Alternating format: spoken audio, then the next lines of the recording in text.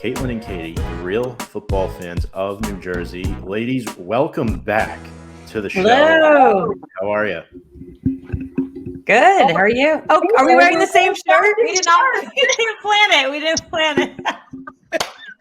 Wow. I love that. I was going through the outline for tonight. I was going through my clothes, and I was like, you know what? I think it's got to be a Barkley game. It's got to be a Barkley. Hell yeah. I don't have the same shirt on as you, but I am wearing a Saquon Barkley shirt. Yeah, there we go. There we go. Oh my goodness. So yes, for the record, people, this is not planned whatsoever. I love it. Katelyn, I kept this on the side because I know you're a big Xavier McKinney fan. Yes. I'm assuming you probably bought his Color Rush already. I got the Kayvon one for Christmas. Oh, I love that. Yes, I actually got the Xavier McKinney, the throwback. So I got an OCU Manura and an Xavier McKinney in the throwback. So they're really awesome. I wear them on special occasions. So I put Xavier to the side when he got injured. So, but now he's back in the lineup to wear every week. So I don't know if you guys see on Twitter, I always post my outfit for the game. And I just sometimes I have to throw some away because it's a bad game. I'm like, you know what? Next season, it'll come out next season. I can't wear it again. And she can finally break out her Landon Collins jersey back out. I did. Yes. Yep. I was one of probably the first people to have that jersey because I'm a huge Alabama fan. So when he signed when he came to the Giants, I got his jersey immediately. And everyone was in the parking lot and tailgates wearing still Tiki Barber jerseys. I was like, you know what? No, I'm the new 21 Landon Collins. And now we had a falling out, obviously, but we're back. We're back. We're back on top. Yeah. Yeah. OCU Manura, one of my OG favorites. He is my all-time favorite New York Giant. So wow. Special. He's up in my wall too. He's right behind me. I somewhere, did not know that. So. Yes, he is my all-time. Master of the strip sack. Yeah. Katie and Katelyn, before we start with the questions with Sam, can you plug your show and where people can find you guys on social media? Yeah, absolutely. So as you can see on the bottom of the screen right here, the Real Football Fans of New Jersey, you search that into your favorite podcast outlets, whether it's Spotify, Apple Podcast, go over to social media. We're mainly active on Instagram and Twitter, but we are on YouTube and Facebook as well. If you want to catch our live shows, we're over there. And yeah, it's really just searching our name. And Katie and I come at you guys live every week with some great football content. We have a little bit of a twist with it. We got some, if any Housewives fans are out there, we like to talk about that too. So we try to keep it a little light over there on the Housewives side. But, over the past couple of weeks, it's been very, very fun to talk football, talk Giants, and we're just thrilled that we're finally in a playoff situation. So, Yeah. Definitely. This is our first playoff show ever in the history of the show. So yeah, it's ours too. Ours as Yep. well. Yeah, we started in 2017. Right? Yeah. Yep. So that's insane. Oh yeah, you guys just came off. Yeah. Of that. Yeah. Well, we're jumping into the questions, right, Tom? Yes.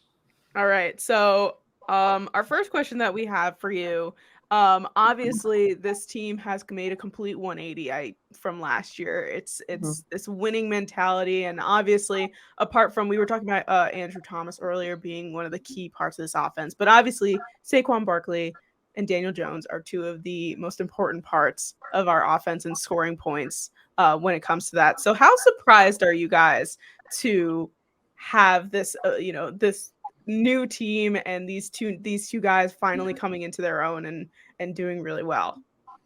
I think I'm more surprised than Katelyn, probably.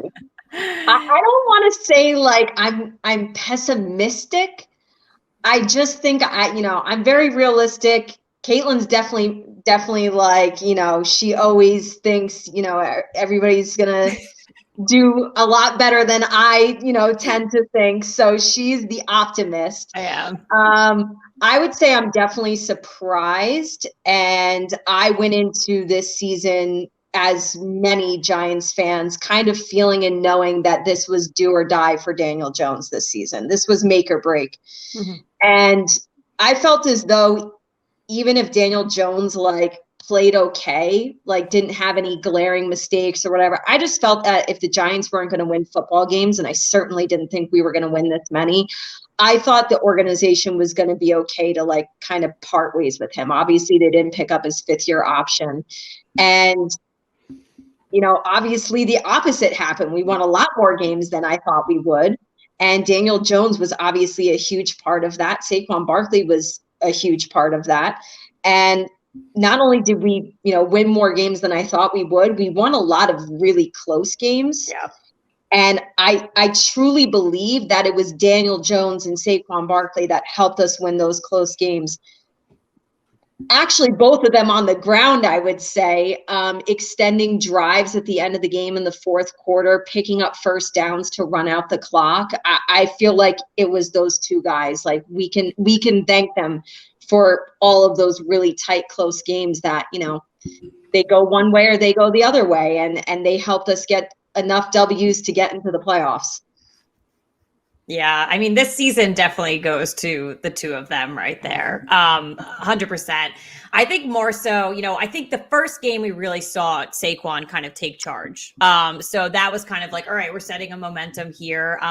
Because we even spoke about on our show prior to the season, and I think it was a narrative amongst many Giants fans, do we do something with Saquon before the season even starts? What can we get from him? Everything like that. We might have even spoken about that when we were here last time with you guys on, your show. I think we were talking about. I've been screaming for the Giants to trade him for the last, 2-3 years. Yeah. So we're now in a very lucky situation. I think he did kind of, pull the trigger and is doing really good things for us. He is that standout leader. I think I am more surprised with Daniel Jones, though, with just truly how he has taken this team. And like Katie had said, close games. And I love that, you talk about, Katie, the run game between the two of them. I love that Daniel Jones is using every single skill set that he has. He is an athletic, tall, large human being. He can push himself through big old linemen. He can use those big old legs to run down the field, and he's got a cannon. We don't call him Danny Dimes for no reason. He can launch that ball,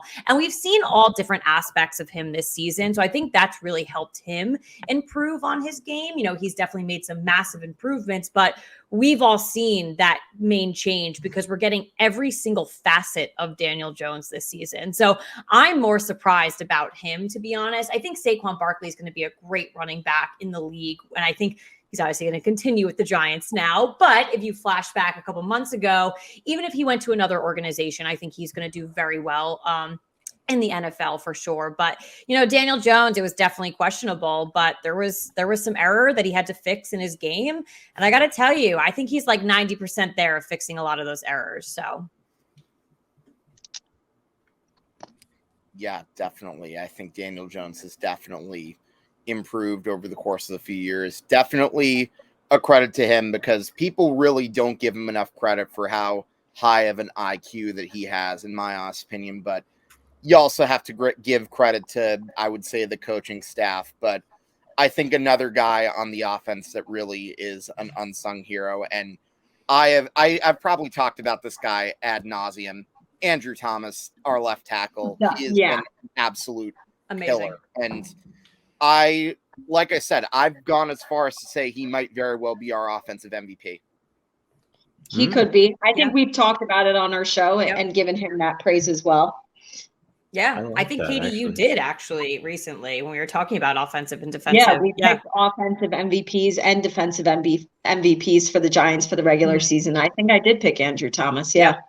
Left tackle, very undervalued position. Just critical for the Giants. This team that's been craving a line for so long. And I guess my little plug there is that, a lot of people wanted him gone after his first season. So my only thing is like, let's give Evan Neal some time here now. I know a lot of people are giving him a lot of grief. Like, no one wants Andrew Thomas gone now. So let's not make those same mistakes with what we were saying in someone's rookie season. Yeah, I think we said earlier in the show that, I said it. I said that Andrew Thomas is the best left tackle in football. And I think that that's a very fair statement to say. Yeah, I think you could take that argument and run with it. he makes Evan Neal look like Eric Flowers. Okay, but I hate that. I hate that statement. Take it out of this chat. he is I a hate- Georgia no. fan. He is a Georgia fan. Okay, well, I'm an Alabama fan, and I accept Andrew Thomas. I love everything that he's doing for us. I can't. You got to take that out. Oh, I think we lost Katie. She'll hop back in. Noah, really? I can't deal with that. No, you got to get out of here. Eric Flowers is like the worst. The worst. Evan Neal's good. I promise. Eric Dandelion, you mean? Yeah, that's a good one. He was just awful. Sorry, I'm She's back. She's back. It was, you guys got all really scratchy, so I was like, I got to bounce for a second, but I'll be back. Connection rebooted. Yeah. I guess my next question is, I was looking at the roster, right? And obviously we know Coach Dable has coached in 30 postseason games as an assistant in the NFL. And oddly enough, I know not a lot of core key players have played significant playoff reps, but there's 22 players on the Giants 53-man roster that have postseason experience, that have at least been on an active roster come the playoffs. A lot of them weren't here last year, obviously. But I guess my question to both of you is, how do you think a lot of these players, including the veterans, will handle being in the playoffs for the first time, like a Leonard Williams, 8 years in the league, first playoff game in less than 72 hours from now? That's wild to think that a player like Leonard Williams, a big statement player. I think looking at this and trying to, like you just said, there's definitely a difference now. You can have a young team, but you can also have a non-playoff experience team. And a young team, in my opinion, is not an offensive statement anymore, because look at guys like Patrick Mahomes. Joe Burrow is entering his second playoff run here. So young guys in this league are actually having this post, regular season experience. Unfortunately for the New York Giants, we're falling into an era where we have a young team, but we also have an inexperienced playoff team. And unfortunately, I think that is one of our biggest problems going into Sunday. And I don't know what it is. You sit down and you talk to players and they say there is that massive shift. It's 1 week. And it's a massive shift going into the playoffs. And maybe you're playing a team you've never played before. Fortunately for the New York Giants, we've already seen the Vikings. But, they talk about this mentality and just how completely different it is. You look at a team like the Dallas Cowboys. I think it's year after year. No bias being New York Giants fans, but it's written out there that they don't do well in the playoffs. You can just see it year after year, no matter how talented their roster are, how amazing their record is. So I think that's one of our biggest, problems and challenges going into Sunday and going into, my hope is the rest of the playoff run here. But yeah, I think that's just kind of a big, people call out young teams, but I don't really think that's the thing anymore. It's playoff experience. Yeah. So, we've had, obviously it's been a while since we've been in the playoffs, but, I'm looking back to Super Bowl runs. I'm looking back to when we were in the playoffs. We've had success as a wild card before. We've, had successes being the underdog. I got to be honest, I'm not nervous for these guys handling the playoff situation. I think this is almost I prefer the situation of nobody expected us to be here. So let's just go out and have fun and just try to prove everybody wrong. Let's just go play football and enjoy it. They know how hard it is to get there because it's taken this long. And I feel like they're just going to embrace the moment. I don't think they're going to let the moment get too big for them where it, has a negative effect.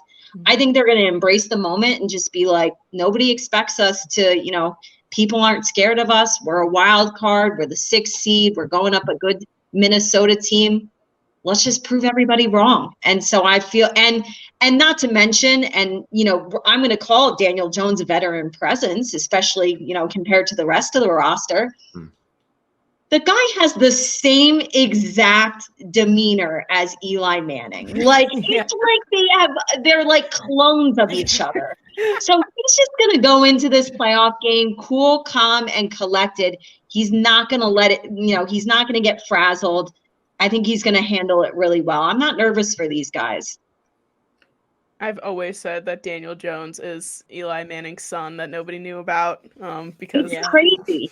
they even look so much They alike. do. They It's look very alike, real. they act alike, but There they is, yeah. definitely don't play alike. in my No. opinion. They're- No. No, Daniel's got legs, baby. Yeah. Eli had He no Eli legs, can't run. no legs.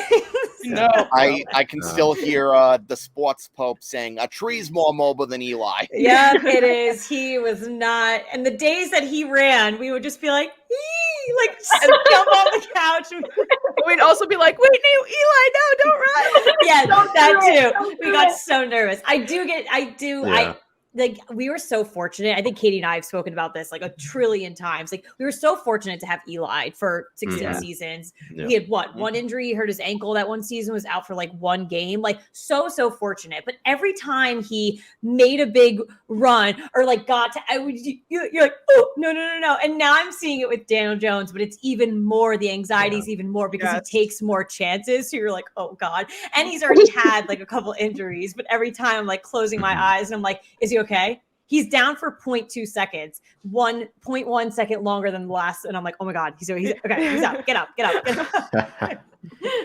Yeah, Hank- no, we stress about that. Before we get to your question, here's a question from the audience. Noah, once again, playoff experience. What's worse, none or bad playoff experience? Vikings have a rough history in the playoffs, and no one needs to even mention Captain Kirk's performances Wow.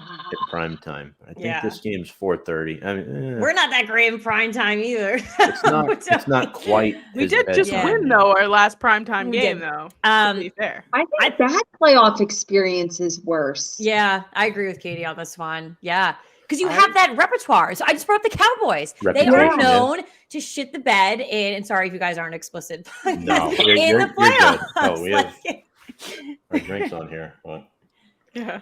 oh, I No. should have known. I would have poured a glass of wine. So, I don't have it. Yeah, I think bad is worse. I think you kind of get that stigma about you. I take it further back and I think about Andy Dalton and the Cincinnati Bengals Oh and my like God.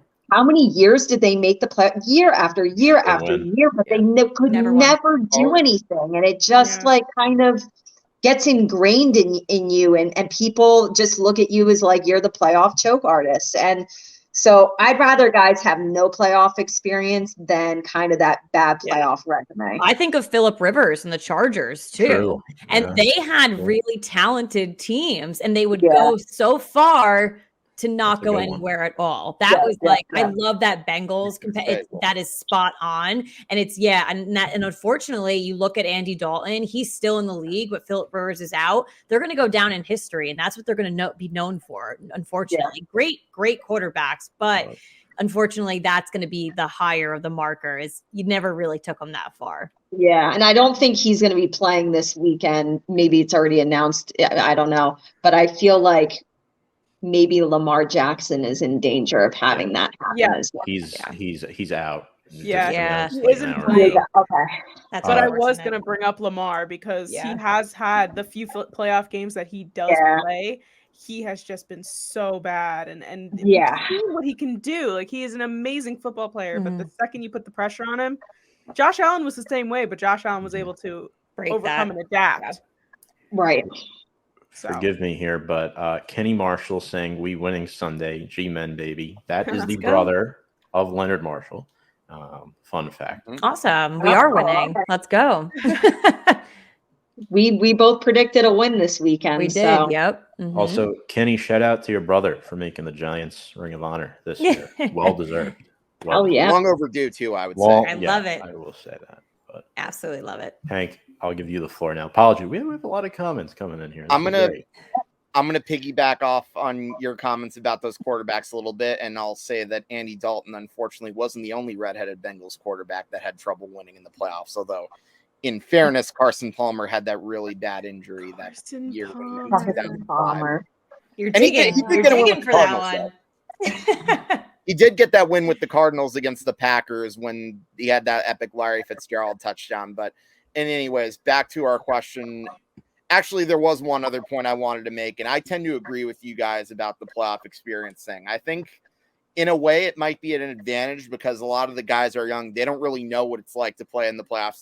They're not going to know how to be like nervous, so to speak. So in that sense, I agree with you. That's an advantage. But anyways, now to my question. So who do we think winds up getting more receiving yards and more Thomas? Are you feeling it's going to be Hodgins or Richie James? And Tom and San, I think you both kind of have an idea of how I'm feeling regarding this, but I want to let you two take the floor with this question.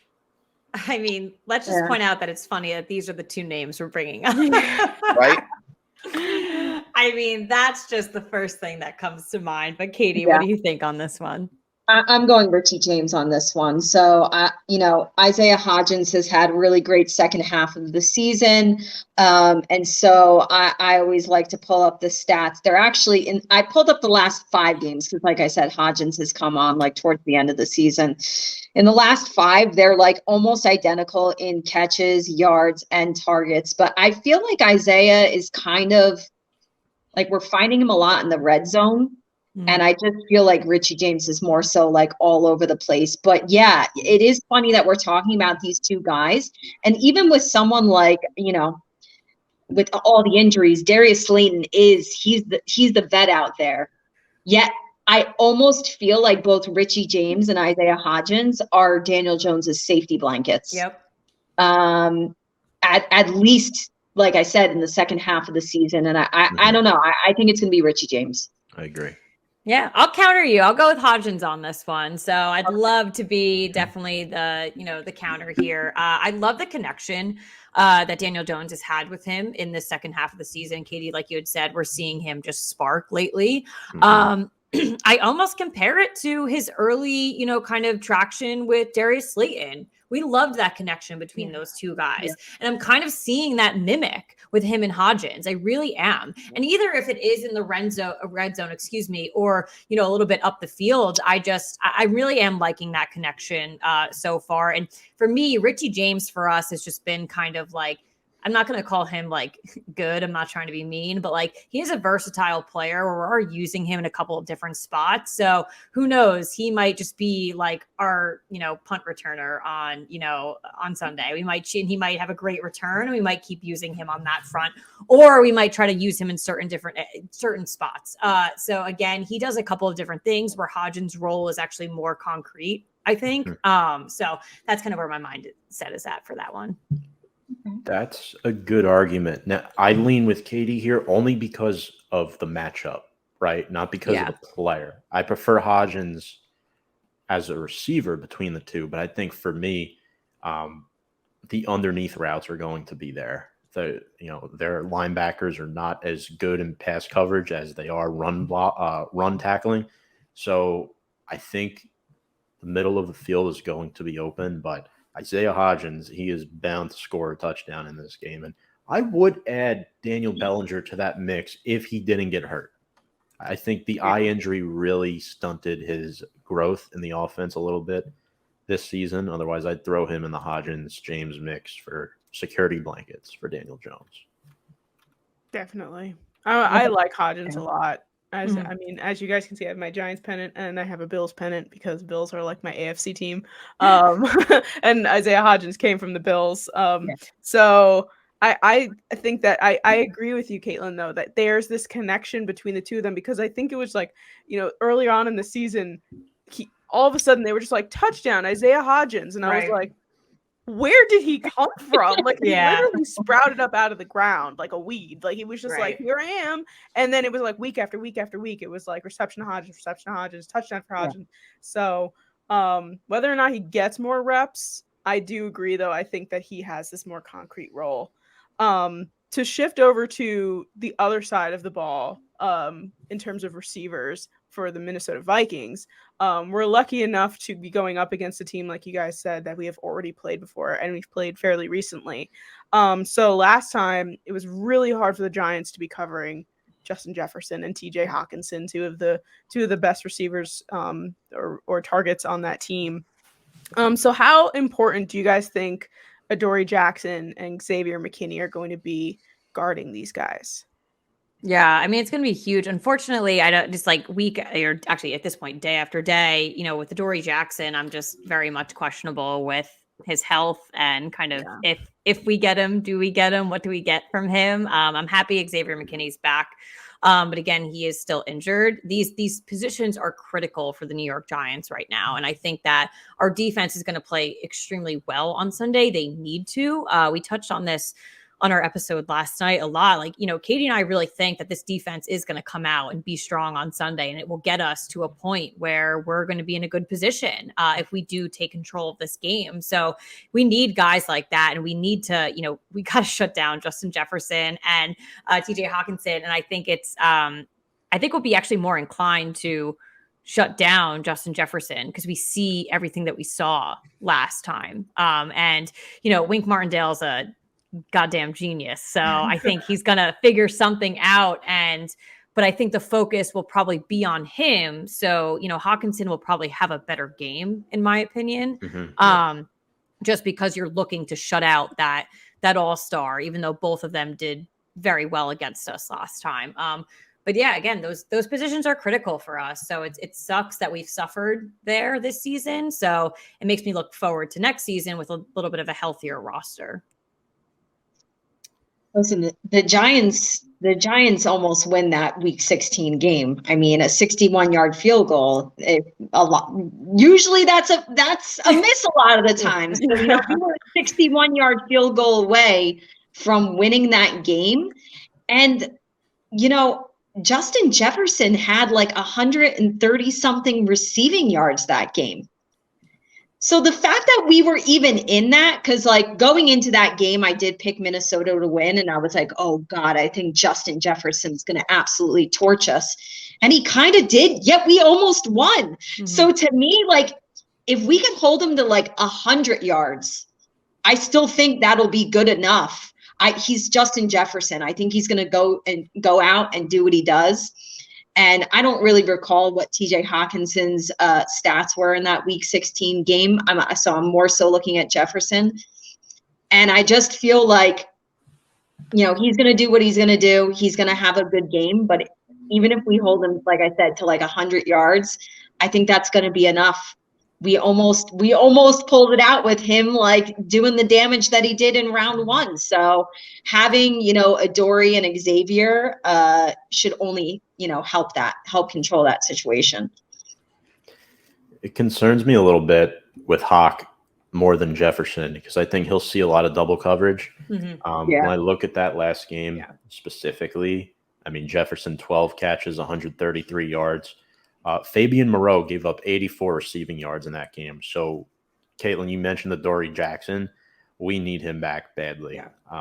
Adoree Jackson only averaging 33 yards against him in the 10 games he played this season. But Hawkinson cannot score 2 touchdowns again. The Vikings have the 5th best passing offense in the NFL. So that is concerning as the rain comes down here in New York. But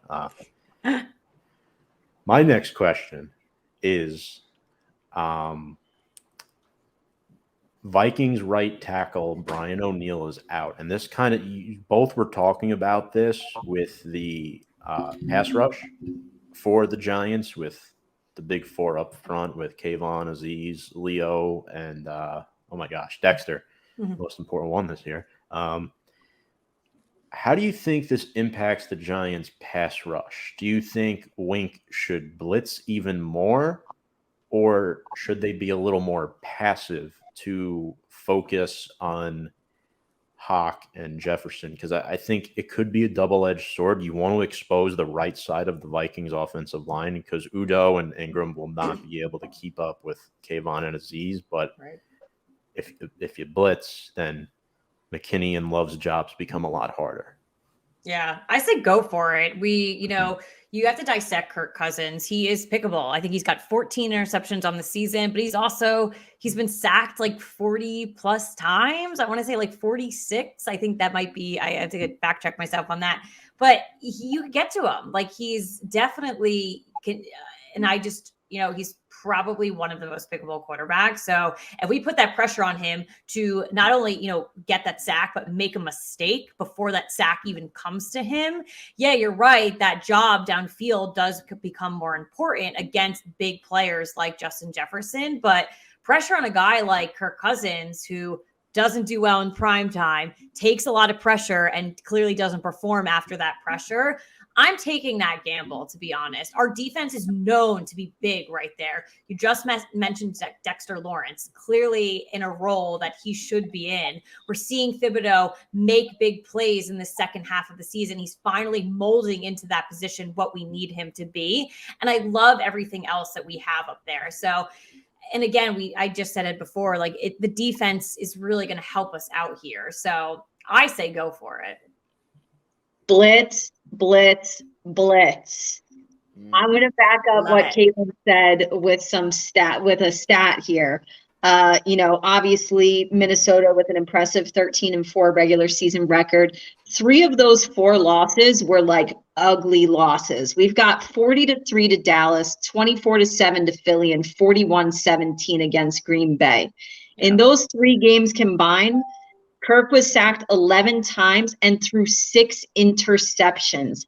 Blitz, blitz, blitz. And I said this on our show last night. We were breaking down each playoff game and kind of saying what each team needed to do in order to win. And my answer for what I felt the Giants needed to do was force at least 1 turnover. Yeah. We almost won that week 16 game. We had 0 forced turnovers. I feel like blitz, try and get a strip sack, something, get pressure on Kirk Cousins, get an interception. That'll be a game changer for us. Blitz, I'm all about it. I love it. And we know Wink loves to blitz. Love it. That is Good. specialty. Let's Do do your it. thing, Wink. Do Do your it. thing.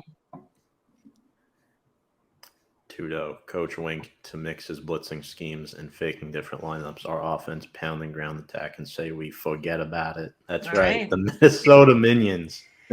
That's funny. I think I've heard that before. That is funny. Love it. Hank, I think we're up to you. Gosh. Yeah, no. What was the next question that we had? We're going to go with Dexter.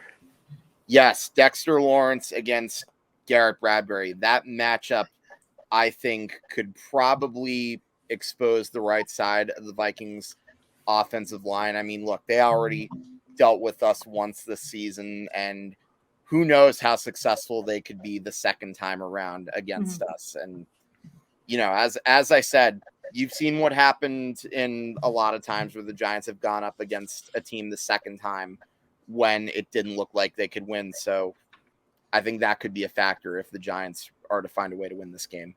Stopping the run. Yeah. Yeah. Because Cook was good the first game. He didn't use it much, but he was good. Mm-hmm. But also Cook is like a little bit banged up too. Mhm. So, Yeah. you He's know, beatable. Yeah. we'll see what happens there. I'm not as concerned about the run game as I am with the pass game, but yeah, Dexter Lawrence has been a monster all season long. And he's going to step up for us just like he has in other big moments. Mm-hmm. And, yeah, I think that's a matchup in favor of the New York Football Giants. Yeah. And we're going to see that excitement too, whether it's these little big plays for us or these big, massive, whether it's a pick six, a strip sack, like you had said earlier, a huge touchdown pass. We're going to see excitement in these little things as well. So if we are seeing, Dalvin Cook being taken down 3 yards earlier than he should have been, we're going to see that from the players that they're like, hell yeah, this is prime. This is playoffs. Like the Giants came here to play this game. I think there's going to be one. Yeah, I think there's going to be one. Sorry, big. Katie, go ahead. No, that's okay. I think there's going to be one big momentum-changing defensive play for the Giants. I'm going to call that right now. I hope so too, but I'm going to call that right now. I think there's going to be one big one that really shifts the momentum. Positive momentum in our favor. I like X to make it. He's due. He's definitely due. I would love that. Caitlin would love that.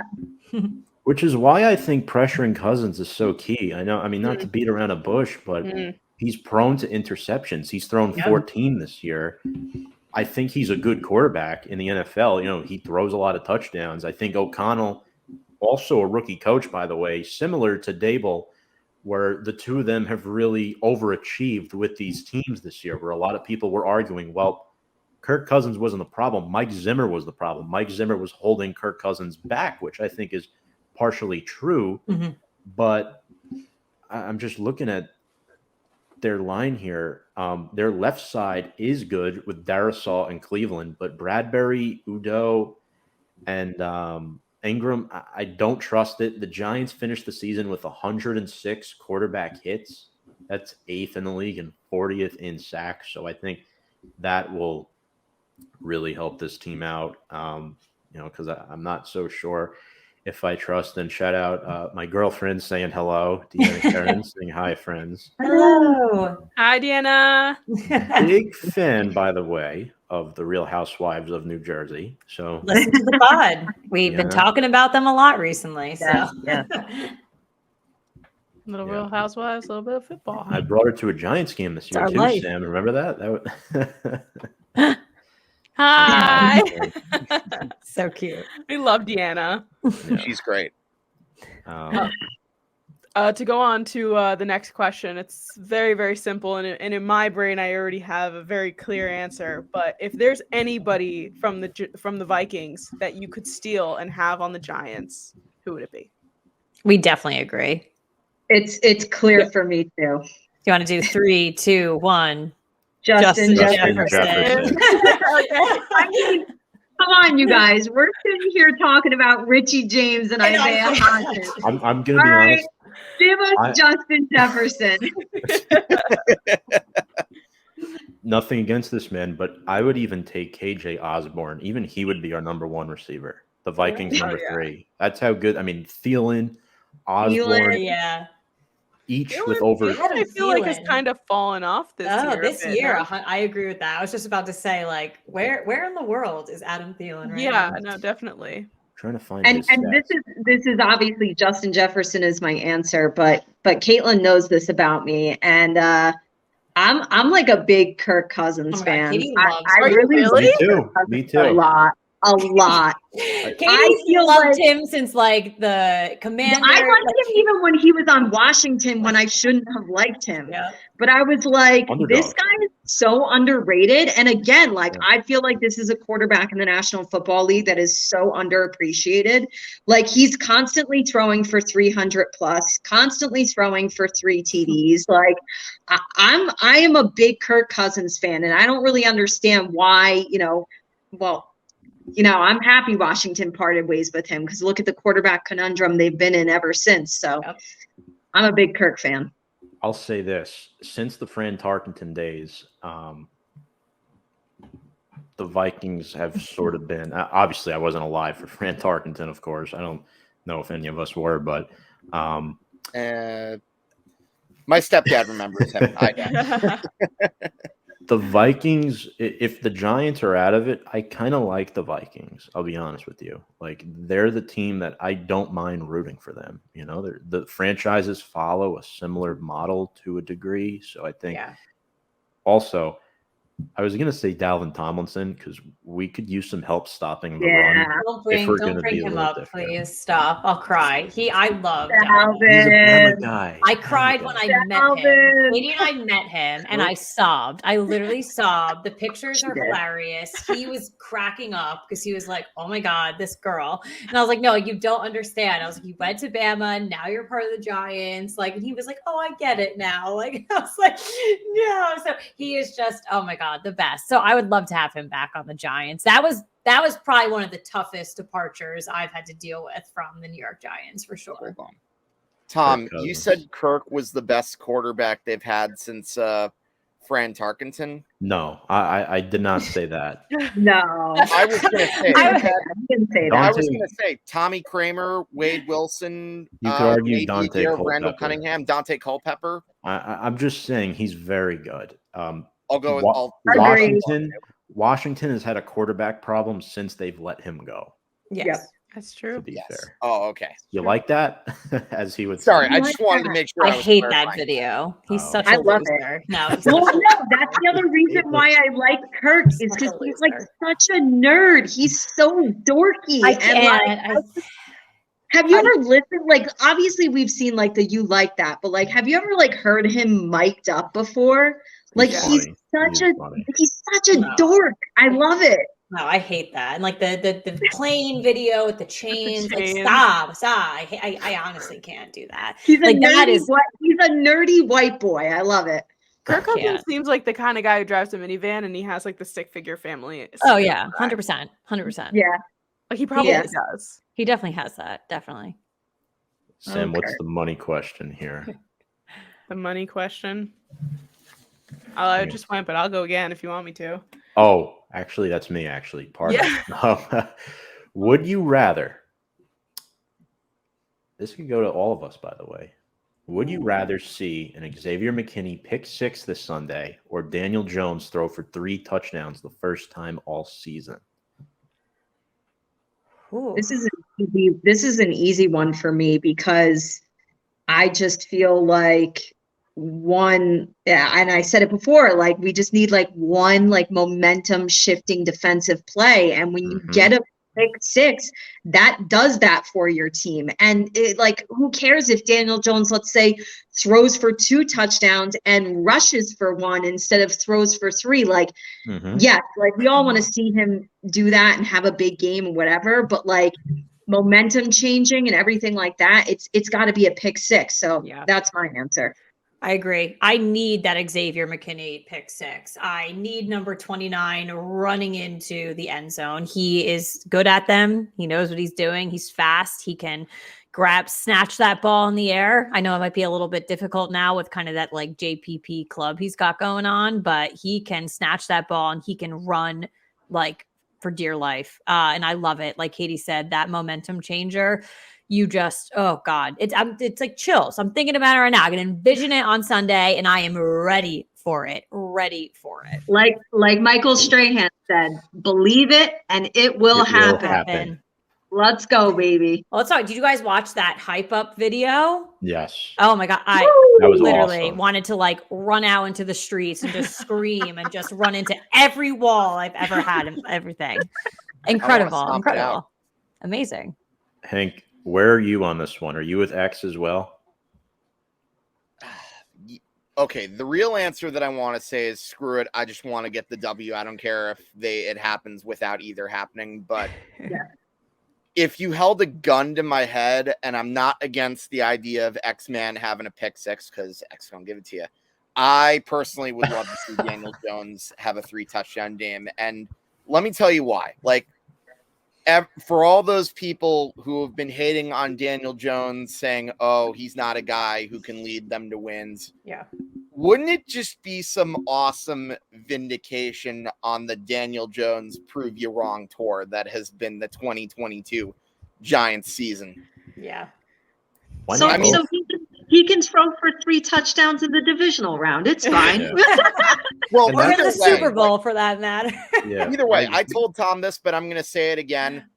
By far, the biggest amount of chills I ever got inside MetLife Stadium was when the crowd kept chanting Daniel Jones nonstop at the end of that game against the Colts. Like, how could I wish we were there for that. Yeah, I love that. Who cares if maybe 15 to 20% of those fans were on the other side? It still made me feel pretty damn happy. Sam, do we have a clean sweep here for the X pick 6? I actually, Hank kind of took the words out of my mouth. Oh, I was riding with the Daniel Jones thing just because I know the narrative that we've been talking about with some of these quarterbacks and the legacy, Andy Dalton, Phillip Rivers. I don't want that to happen to Daniel Jones because I know that he can perform and be an excellent quarterback and possibly an excellent playoff quarterback. So if Daniel Jones comes out and scores 3 touchdowns in one game in a playoff game, in his first playoff game, I mean, either one would be excellent. You know, I'm going to be cheering no matter what, but I totally get the momentum shift. I think that that's so necessary.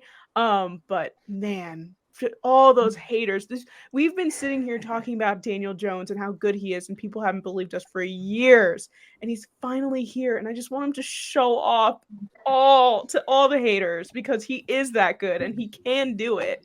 And I just want him to just stunt. And there's a meme. I'm not gonna say the full thing because it is a little raunchy, but like there's like it's Dexter from Dexter's Laboratory, and he's got like a poster of Daniel Jones on his wall.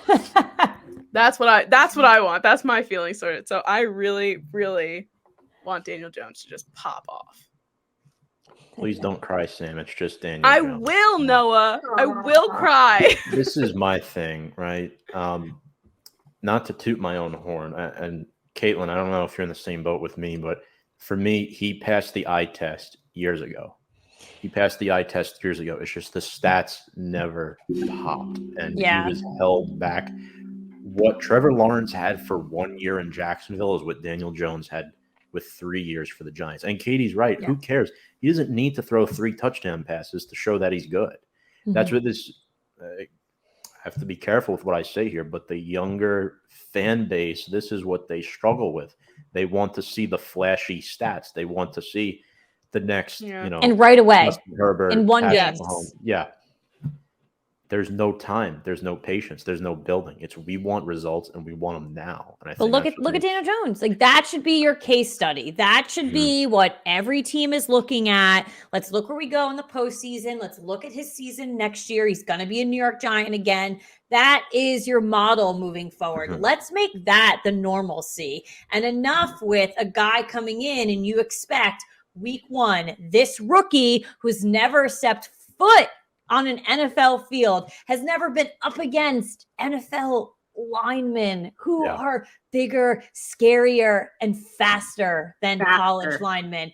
And that's the thing. They're bigger and they're faster. That's the scary thing. These guys are 100+ pounds bigger than college players, and they're faster. That's terrifying. And you expect this kid to be Tom Brady, where Tom Brady was 2-3 years ago. You expect that. And that's just, it's insanity. So this is my shout out to all NFL teams. Let's see what Daniel Jones can do this postseason. Let's see him next year and make that your case study. Enough with this nonsense of coming out right away. People might, expect and want him to be Tom Brady. I'm going to go ahead and say, I just want him to be Eli Manning. And he basically is. So let's go. Give me more 2 Super Bowls in my lifetime. Yeah, I'll take 2 more in my lifetime. Now that I'm older, I actually probably appreciate it a little bit more. Yeah. So let's go. Yep. Ladies, one final question. This is like a 3-part question. Player to watch on the Giants, player to watch on the Vikings, and then your final score prediction. Now, granted, obviously I follow you guys on Twitter, so I saw who you both picked for the game already. But we can throw a score prediction in there as well. But let's start with the player on the Vikings. That could be anyone, under the radar guy who might make a play or two. Who do you got? Katie, we'll start with, or whoever wants to go first. You can start, Katie. I mean, I want to pick something that's a little bit different, but obviously I just keep going back to Justin Jefferson. I really do. And, when we broke down the game last night on our show and we were talking about, what do the Vikings need to do to win it?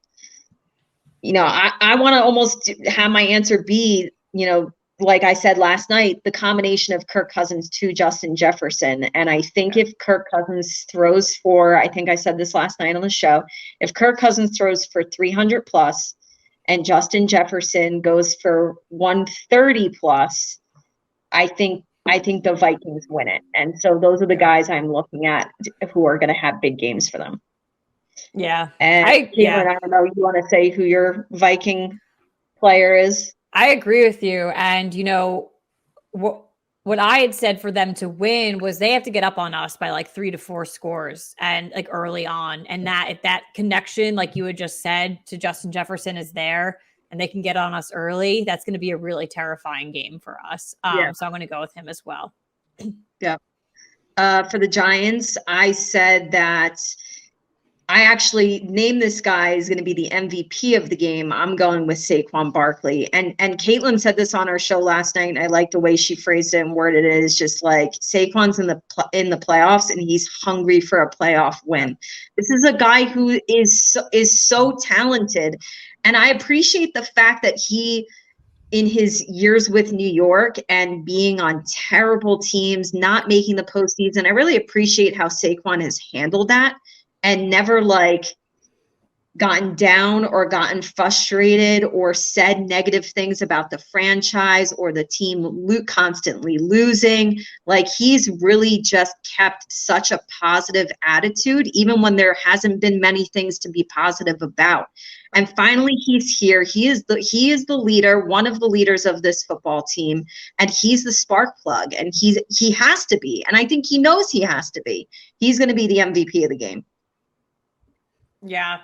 No, I loved that you picked him. You know, you spoke about it last night and, you know, talking about it right now. I'm going to go with Dexter Lawrence on this one. You know, he's been showing up for us all season. I mentioned it before. We're going to see some little plays, like some little significant plays coming on Sunday, and they are just going to spark. It's just going to like hit something, and we're going to see so much excitement. We all get excited when Dexter Lawrence does a big play or even a small play and he does his little dance for us. We're going to see that, and that's just going to make it even better on Sunday because we're in the playoffs. We're having a revenge game against the Minnesota Vikings. So that little dance that he does is going to be even more epic, and it's going to be multiple times on Sunday. So I think he's really going to close it out for us. Yeah. And final scores here. Katelyn and I are very close with one another on this. Mm-hmm. I'm going the same score as week 16, 27-24, except the Giants come out on top this time.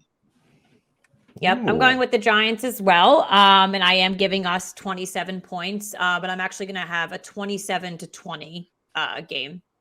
Oh, and someone is right there with us too, watching. Yeah. 27-21 prediction there. Someone also commented the reverse score. Try to find it quick here. Yeah. Pretty sure.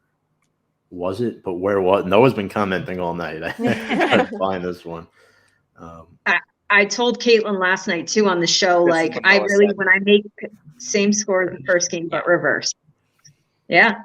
I like, when I make picks, I kind of like have an idea of what I want to do. And then I kind of like to see what other people are picking. And I told Katelyn, I always like to look at John Breach and Pete Prisco on CBS Sports. And then I like to look at Sporting News. So forgive me, I don't remember who exactly said this, but they actually predicted that the Giants would win the game and that this time they would win on a last-second field goal. So I'd be good with that. Put it into the atmosphere, people. Yeah. And certainly, hey, Graham Gano could be a player to watch as well. Let's give a lot of credit to Graham Gano because he's had an incredible season like he did last year. He has really been, 100%. a constant for us. Yep. He has. Sam and Hank, you want to go here quick, and then we'll let Katie and Katelyn go. Yeah. So are we just doing score predictions? You could go quickly one player too if you want. If you just have time and want to hang out for it, that's fine. But if you got to go, that's cool too. Okay. Yeah, I'll do something different for the Vikings because we are, hyping up Justin Jefferson a lot. I'll do Zadarius Smith only because we want to make sure that we want to protect Daniel Jones on this game. Like, we've seen what he can do when there are 0 sacks in a game. He can obviously pop off. He can get 30 points on the board. So I'm going to watch out for Zadarius Smith because if we can keep him under wraps, then Daniel Jones can continue to be the man, the myth, the legend that we all know and love. And I'll say Daniel Jones, his first playoff game. Really excited to see what he can do. I have a lot of faith in him, and I will die on the Daniel Jones hill for as long as I possibly can. And I'm really excited to see what he can do. Overall, I'm going to also say that the Giants are going to win this game. It's going to be a little closer and a little bit lower. I'm going to go 24-21 Giants. Nice. Okay. All right. Henry. Sounds good. Okay, so for players to watch, I'm going to go with TJ Hawkinson because, the Giants have struggled with tight ends, and that wasn't any different, unfortunately, the last time these two teams played each other. So hopefully maybe the Giants can adjust second time around. Who knows? So that's a guy I'm going to go with for the Vikings. And as for the Giants, I also have a feeling this is going to be another monster game from Kayvon Thibodeau. And keep in mind, guys, remember when I predicted that Kayvon Thibodeau was going to be player of the week and it correctly happened against Washington? Sorry to be the one tooting my horn this time around, but that's fine. Put it out there. I love it. You know what? I'm going to do it again. I'm Let's going to predict that Kayvon Thibodeau is going to be player of the week again this week for the New York Giants. I just have he's gotten better the bigger the games. I don't know if you guys have noticed that. He's got what? He's gotten better the bigger of the games. Like, Yeah. tell me if I'm wrong. Yeah, he loves prime time. And I said there's going to be that one big defensive play, and it could easily involve Kayvon 100%. Yeah, he does not, crumble under pressure. He craves it. He did in Oregon. He is here. He is that guy. And not to mention, I watched a ton of film on him as draft was coming. There was not one guy I was more confident in the Giants taking than Kayvon Thibodeau. Not that I wasn't confident in Neal. I was very high on him too. Don't get me wrong. But Kayvon Thibodeau, from what I saw with Oregon, was an absolute monster. Yeah. And he's only gonna get even better the next few years. Oh, yeah. There's no doubt about it, in my opinion. Now, as for my game prediction goes, unfortunately, I'm not quite as optimistic. I think the Vikings end up winning this one in a very close game, but reverse jinx, don't fail me now. I'm gonna go with the Monsters Inc. score 23-19. We love it. 23-19. So Minnesota, there's a lot of guys, and we could go Udo, could go Dalvin. I like Harrison Smith actually in this game. I think he's the only good player in their secondary right now. Patrick Peterson is 1,000,000 years old. Smith will have his hands tied. 5 picks on the season and 10 passes defended. He has to worry about guys like Patrick Peterson, who gave up that touchdown to Hodgins in Week 16. Chandon Sullivan allowed 5 receptions on 6 targets for 78 yards in that game. Smith needs to keep the secondary together and make sure they don't lose the Vikings the game early for me. So I think Harrison Smith, and I'll just throw another one in there. Danielle Hunter had 2 sacks in that game too. He was very volatile. But for the Giants, I'm going with, don't worry, it's not Kenny Golladay, folks. It's Landon Collins, my player. Yeah, let's see it. Why? He's going to be matched up most likely against TJ Hawkinson. Okay. Because I think ideally when he was here the first time, they put him on tight ends. It didn't work out. He's improved his pass coverage since coming back. And I think he's the guy that's going to have to try to lock him up or contain him at least. There's no locking up TJ, but you want to contain him. And that's definitely a big portion of this game. I was torn between him and Hodgins because, like I said, I like Hodgins to score a touchdown, but I have James getting more yards. But I figured, why not go Landon Collins, shake it up a little bit. But I like it. My score prediction. Hank, I appreciate you picking the Vikings because when you pick the Giants, it usually doesn't work out. Sorry. That's a good thing. I'm going to go with the Giants in this game. I'm going to go final score. I don't know if I think we're getting 27. I'm going to go 23-20 Giants. A lot of close games here. We all kept it very close, all of us. Within a possession. Yeah. I got the 23-20 idea from Entertainer, I think. That's the, yeah.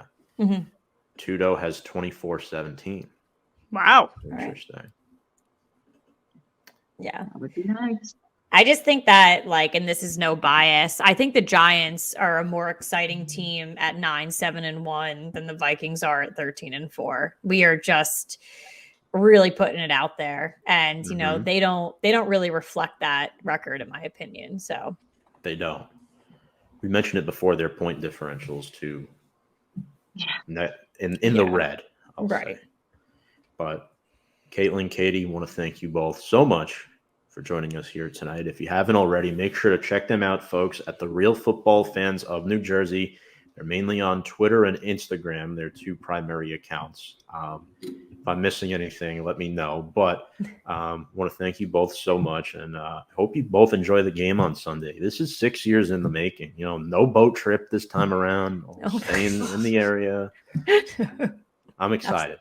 Yeah. Thank you guys so much for having us. And I hope we are all next week on our shows talking about the Giants in the divisional round. So fingers crossed, and hopefully we come out with the win. Let's hope for a party on Sunday night. Hopefully you guys are off of work on Monday, so let's extend the party. And maybe on our shows next week, we'll all have like a 3-day hangover because of how happy we are. So let's put that into existence here. So Sunday night's a party for us. Let's put it out there. Yes. Ladies, thank you. Appreciate your time as always. And, Thank you, guys. Let's go Big Blue. Thank you. Let's go Giants. Bye, guys. Go G-Men. Bye. Later. Bye. That was Katelyn and Katie from the Real Football Fans of New Jersey. Wow, what a show. Chat. Yeah. They're fun. Yeah, they're fun to talk to. I love it. It was a great show. Without further ado, let's go Big Big Blue.